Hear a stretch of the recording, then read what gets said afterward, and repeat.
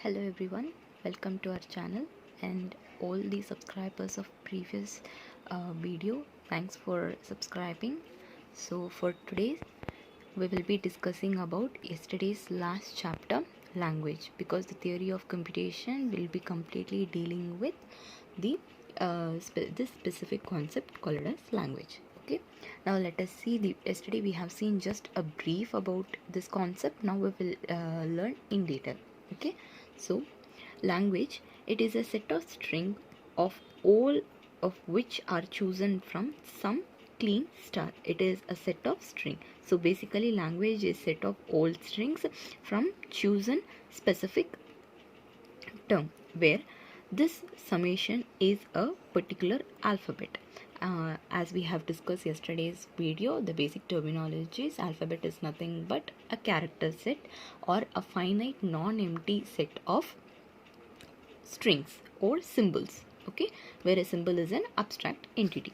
Then this means that a language L is a subset of clean star. So as we have discussed yesterday, subset.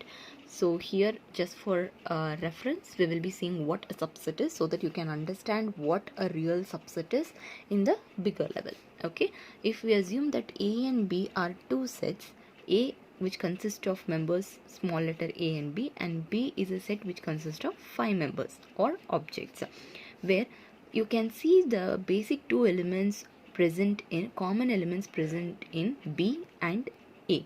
So b is of bigger group, the few members of b is also present in set a.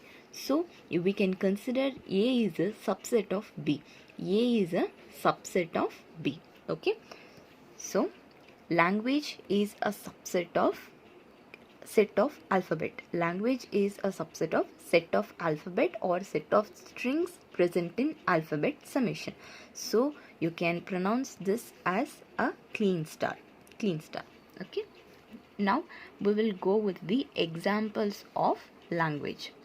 Example 1 would be collection of legal English words is a set of string over the alphabet that consists of all the letters.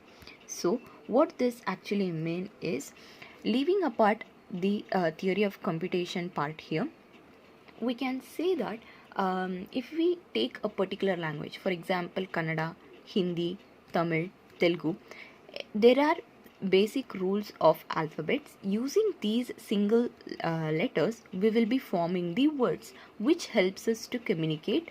That is called as a language. Likewise, even in theory of computation, every single thing will be considered as group of alphabets. As we know, alphabet is represented in terms of summation. Next, the words which are formed using these alphabets, using these single letters, is what we consider it as language.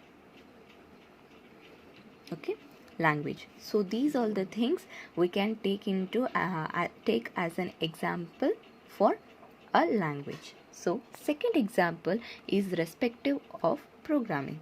In programming language C, alphabet is a subset of ASCII characters. I'm sure you all know about the ASCII character. ASCII is nothing but a American Standard Code for Information Interchange. It is nothing but a value which is assigned for every characters. Okay, so A, which is given the value ASCII value of 65, B is given in the value of 66 till Z 90, so on. All these things will be having specific ASCII value when it comes to programming. Okay, ASCII consists not only of alphabets, small letter, capital letter alphabets, exclamatory marks, hash, dollar symbol, and spaces, tabs, and braces also of all kinds. It is a complete set.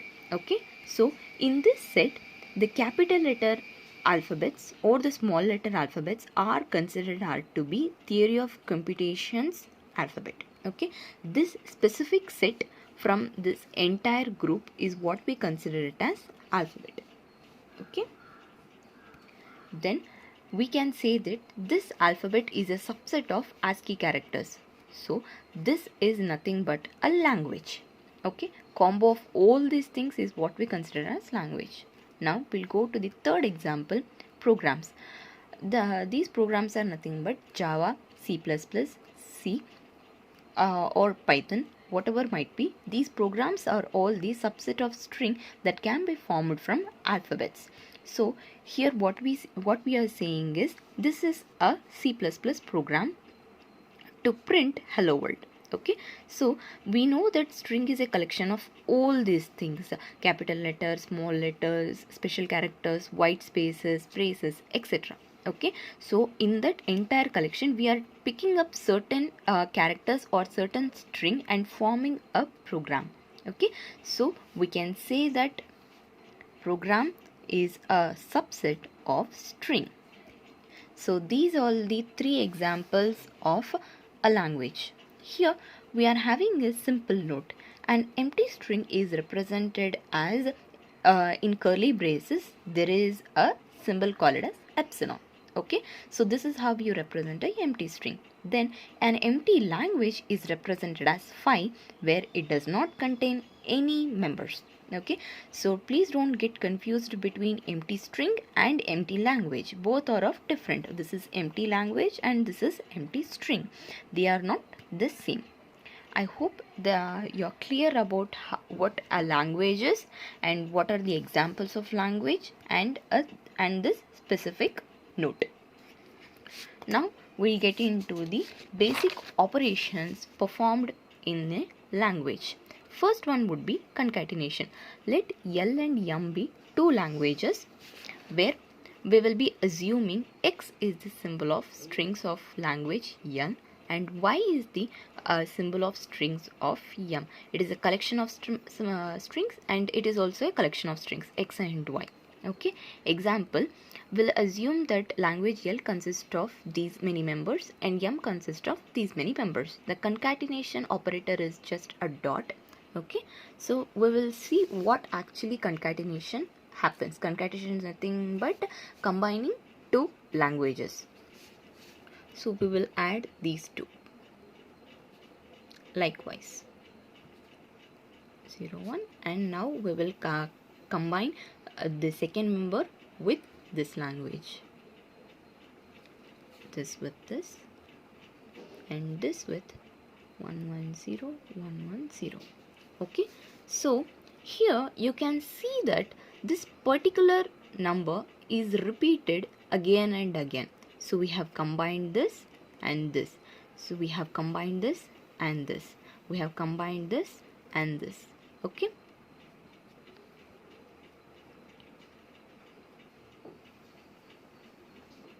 So there are totally 1, 2, 3, 4, 5, 6 members. Now, in order to provide a good and quality language concatenation, we have to eliminate the repetition of certain members or certain alphabets.